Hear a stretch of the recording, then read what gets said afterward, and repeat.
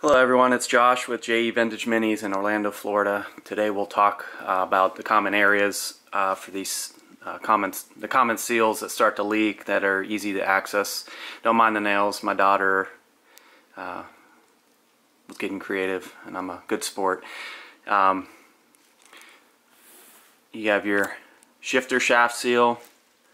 You have a seal behind the front sprocket. And then we also have a Kickshaft seal. It's on the right side clutch cover. I already pulled that one off. I was working on this engine. But those are kind of the common areas that you'll find some leaks over time. And I'll just kind of show you, for anyone that's not privy of how to do it, it's very simple. I'll just show you kind of a easy step and method to get these taken out and pressed back in. Just take note also, the stator behind the flywheel, there's a seal on the crank shaft that can tend to leak a little bit, or there's two O-rings that are behind the plate that the two retaining screws for the stator plate, or there's O-rings behind the stator plate rings. That can be an area that starts to leak, and you might see some oil dripping down from this area after you clean it. It's a little more in depth. You got to pull the flywheel, have a flywheel puller, and remove the stator plate, and then you can access those seals and replace them. But for this video, we'll just talk about the easy to get to areas on the engine. So first example, we'll work at the output shaft, front sprocket area.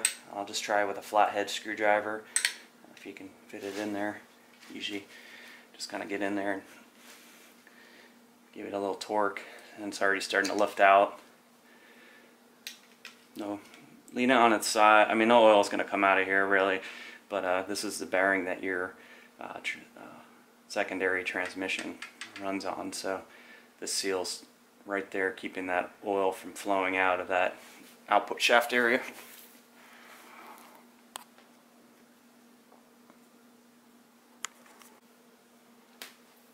So we got our new seal, and you just want to make sure that you got your little retaining spring in there, tension spring, if you can see inside that inner lip. And then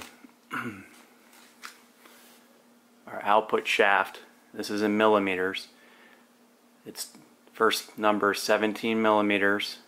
That's the inner diameter that fits around the shaft, 17 millimeters. 29 millimeters is the outside diameter, and 5 is the thickness of the seal. So when you're shopping for your part, you can order. You don't need to order from anywhere specific. All you need to know is that it's a 17 millimeter by 29 millimeter by 5 millimeter engine seal.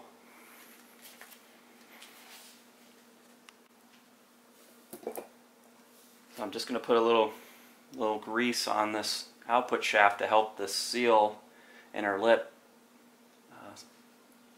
slide over without bending over, the seal bending over. And then I like to put a little bit of grease on just on the outside, just a little bit, just a light film, just to help keep that lubricated as you press it in.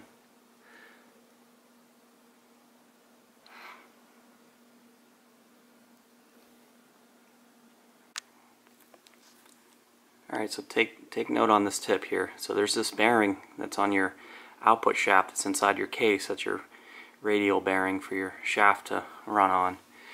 So this casing, if you can see, has a little bit of a lip to it.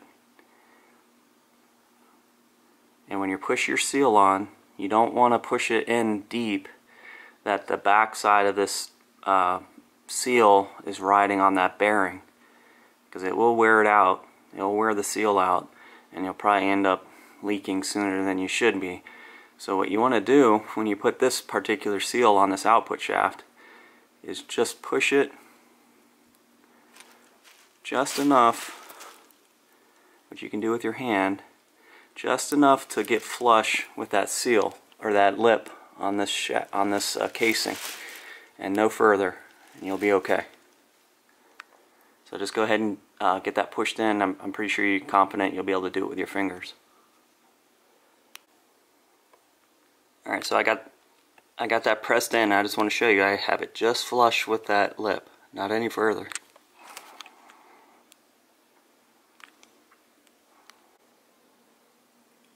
So next seal we're looking at the shifter seal. This is a much thicker seal, so we'll try the flathead real quick and see if we can't get it to cooperate. If not, we'll try a different technique. So just kind of get your flathead in there and see if you can't just get it to wedge out. Alright, so that's working. I don't know if I'll have to use, I really never have had to use it, but I've heard some of a technique where you can use like a wood screw, small wood screw with these small seals, and if you just screw in a wood screw in a few threads, enough to grab into that hard rubber, and then pull it out with some pliers. So that might be a good technique, or even use it on a different bike. But for these seals, the flathead's working good for me. So I'm going to pull that out.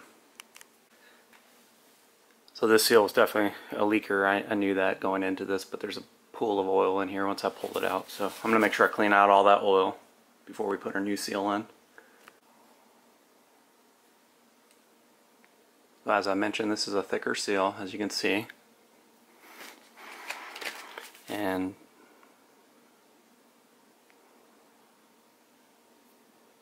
your shifter shaft seal in millimeters is 11.6, 24, 10. That's your part number. Again, I'm going to just lubricate my shaft with some grease and then put a little bit on the exterior of the seal before I press it in. So I'll see how far I can get this one on with my hands. Maybe I'll get lucky. This one's a little tough, more tough because it's much bigger. Alright, so this actual seal, you can push it in and push it as far back. It will seat itself against the casing on the engine.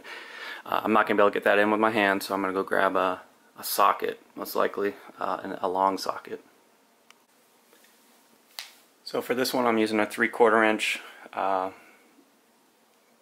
deep socket, which is just long enough to fit over that shaft and give me room to use a hammer to knock it in.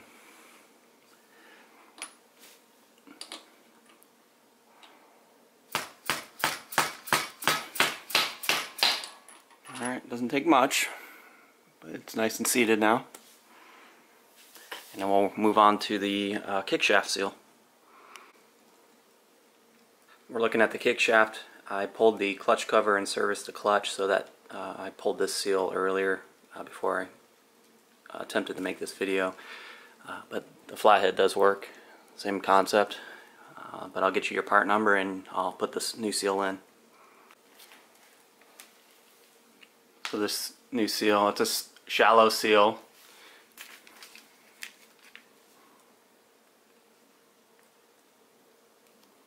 And it's 13.8 or even 14 -24 -5. That's your part number.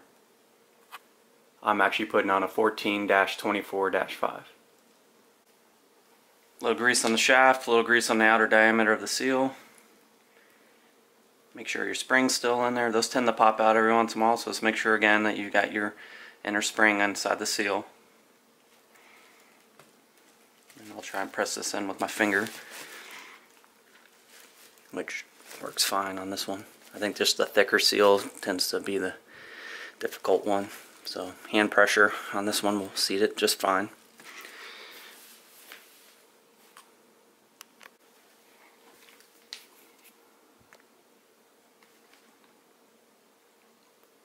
Just in case you do know your stator seal at the crankshaft, or stator plate is leaking. Size of that one is 18.9 -30 -5. And it's a narrow little seal. That's going to conclude the seal replacement. Hope you enjoyed it. It's pretty simple, straightforward. Please look down in my on my YouTube channel, check out my other videos, subscribe. I have a Facebook page. I usually put links in my video below my video that you can go check out my page. Do that too. Appreciate it, guys.